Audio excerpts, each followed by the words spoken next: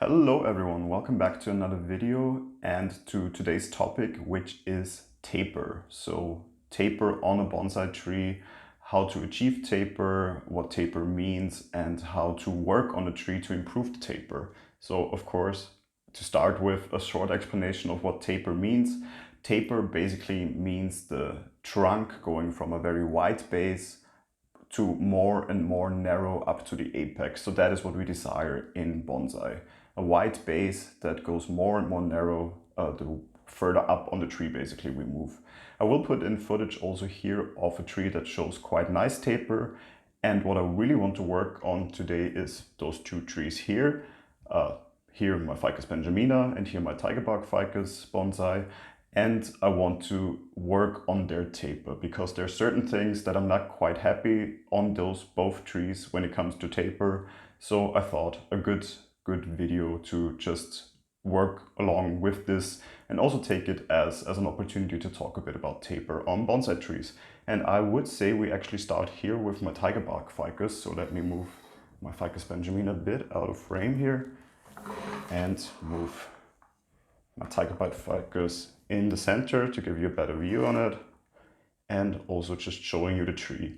And what you probably can see right away is that it doesn't really have any taper. So I bought it the way it looks right now. Basically, I did some wiring to it. There's still some wire applied up here, but even already when I bought it, there was not really taper on this tree. So you can see the base of the trunk is basically the same width then all the way up here. Of course, this doesn't really look like a natural tree then.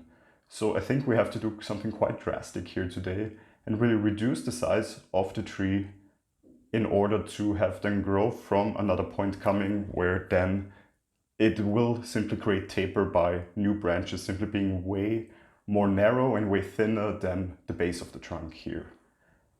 And as you can see, it does not really have a wide base, so I do think we really have to be quite drastic when it comes to cutting it back to a certain point. At first I thought maybe here, because we have a really nice side branch that moves over also this accent stone here, so it would actually look quite nice to have it from here. The problem is, however, it leaves us with all this part of the trunk having the same width, so no taper at all here. And I think that is actually too high.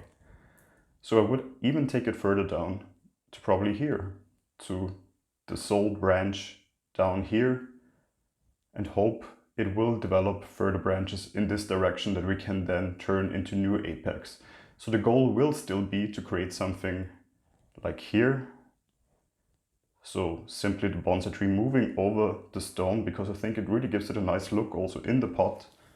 But unfortunately, I do not want to have all this the same size. I want to take it at least down to here to create some new width on the tree. So, as I said, quite drastic, but it has to be done. No use in talking about it too much, so we just get into cutting it back, trying to get it as flush. I'm trying to get it a bit diagonal here also, so I have some nice growth then coming from the cut point. Of course, the wood here is already quite, how should I say, quite hard. So we need to apply some force to actually get through and have a flush cut. So we take all of this out, basically the entire tree if you think about it. I will try to root part of it actually, because here it will again give us nice cuttings. I might take some cuttings from up here, but I do, because why not, I will try to also root it actually from down here. What I can already take off is the lower branches here. So here and here. Let me get this one also as flush as possible off. And I might try to root it this way, or I might take one or two other branches off and also try to root them separately. But that of course would also make a nice tree. However, I do think I'm probably a bit too greedy in trying to propagate this whole trunk here. So it probably won't take, that's why I will take one or two more branches off just to have some back insurance to at least have those rooting. And of course, it still leaves us with a tree here that I think in the long run, we're really talking about the long run here, will benefit from this drastic cut here, because it will in the future develop a way nicer taper then. So we still have quite a long part of it. We do see, however, that the base here, once we repot it in spring, probably has some more width to it, and then we get a nice taper on the rest of the tree. So not more we can really do on this tree at the moment because we're not left with a lot. Just giving you a final view on how it looks like. As I said, the goal of course would be to have a branch develop in this direction, really creating a nice apex over this stone, and then maybe sooner or later even taking out this branch completely. Right now, of course, we need to leave it on because I need some foliage on here so the tree still has enough energy to throw out new shoots from here. But up to this point, I think we will see some benefit in this very drastic cut right here. So let's move on to the other tree. Let me get all the other stuff a bit to the side also, cleaning up the area a bit. And then moving on, as already said before, to my Ficus benjamina. And here we have another problem with taper. However, the base, when you look at it, and giving you a view of course also on the tree, is already coming quite nicely along. So we have, especially here with this leader, nice taper already starting to appear. This one here is a bit still problematic because I do think it's a bit too thick here. However, I do want to keep it on at the moment still because I'm not quite sure yet on the full final form of this Ficus benjamina and the final shape of it. Probably in the future I might even cut this one back down to the aerial root here, so to keep the aerial root and have only this one as a new movement. But here we actually see another problem that also falls under taper, I would say, because taper does not only happen on the trunk line, it can also happen on visible roots that you have in your bonsai. And if you look at this one here, you can see clearly that you have inverse taper here. So it goes from very narrow at the trunk to wider and wider when it goes into the soil. And of course that is very unsightly, it looks very unnatural. It does simply not look good on the tree. Especially here from this side, you see you have this big clump here in the soil, and that is very narrow where it actually reaches the trunk of the tree. So we do also need to take out something like this. I have waited a couple of months actually since repotting, simply for it to get more established in this pot here before really also taking on this problem, because unfortunately this root right here was also the best developed root. So it had most of the feeder roots. Then in the bottom it was this one, so I wanted to wait a bit longer so other roots develop again, simply healthier root systems underneath, and I can take this one out in a way that it won't harm the tree too much. But without talking further, let me see from which side to best cut.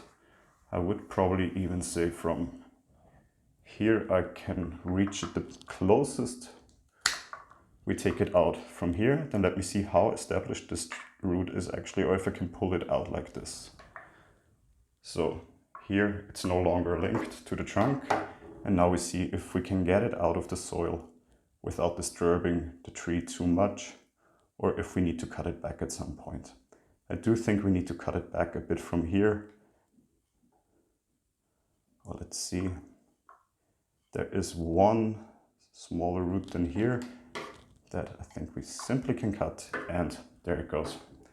So here again, to show you what inverse taper means, let me just make sure the soil covers the roots inside the pot again. But inverse taper, you can see very much here, you had the very thin top of the root and then the very bulbous bottom of the root. And of course, this is something that you can find very often in ficus varieties, especially in Ficus benjamina also. So if you want to show roots on these trees, you really need to do a lot of work on them, because otherwise you will have inverse taper on your roots. So it's always good to simply, when repotting, keep an eye on the roots and also do some root work on it. Here we have one in the back that has almost some inverse taper. However, it is quite thick also here at the trunk, so I would leave it at the moment. And from the back, it actually gives it a very nice looking nebari because it is covered by the trunk here. So I would leave it on at the moment. We can, of course, then still clean the trunk a bit, but in the end, it frees up a lot of space here on the trunk which improves also the overall look of the taper here, because the eye is more focusing now on the base of the trunk that is thicker and then narrows out more nicely over the tree. So this would be the two things I wanted to show you today concerning taper. So on the one hand, taper or inverse taper also happening on a root on my Ficus benjamina, and no taper at all on this tree, on my tiger bug ficus that I showed you, and something more drastic that you have to do in this case. If you have any questions about either of those two trees, of course, feel free to leave them in the comments. I will get to answer them as soon as I see them. I would really appreciate if you leave a like to this video if you enjoyed it. And if you enjoyed my videos in general, of course, I would also really appreciate if you subscribe to this channel. Hopefully I will see you then in the next video. Until then, goodbye.